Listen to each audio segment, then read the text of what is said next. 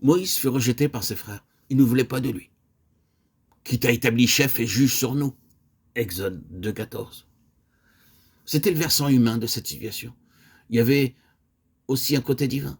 Dieu voulait qu'il passe 40 ans dans le désert. Cela devait être ainsi selon Dieu. Au premier abord, cela paraît être une situation provoquée par l'homme. Mais il n'en était pas ainsi. Ces deux choses étaient conjointes, son rejet par ses frères était en accord avec le dessein souverain de Dieu.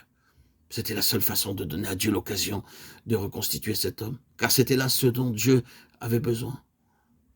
C'est pendant toute cette période de rejet par ses frères qu'a eu lieu la réelle préparation de ce prophète.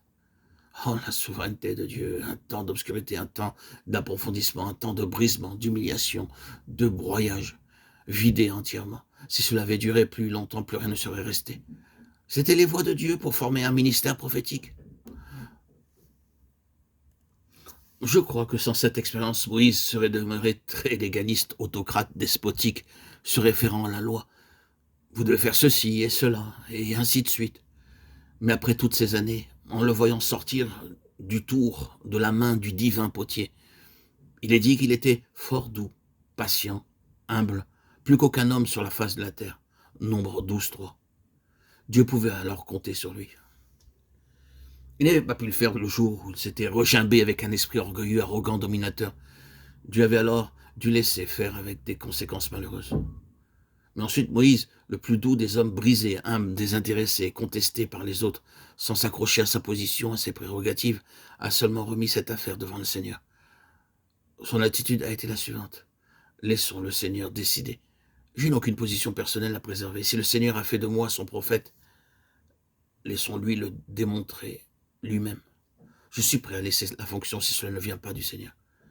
Oh, quel changement spirituel. Le Seigneur a pu compter sur lui de façon merveilleuse et puissante en ces occasions, mais aussi de manière redoutable à l'égard de ceux qui s'opposaient à lui.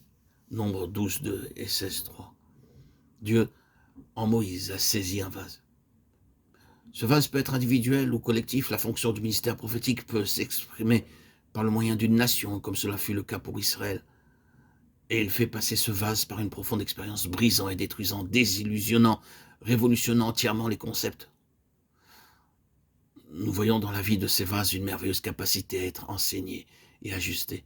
Tout ce qui était seulement objectif, l'œuvre de Dieu, la vérité divine, l'orthodoxie, le fondamentalisme, tout ce qui avait été saisi de manière extérieure, légaliste, tout doit être traité et brisé.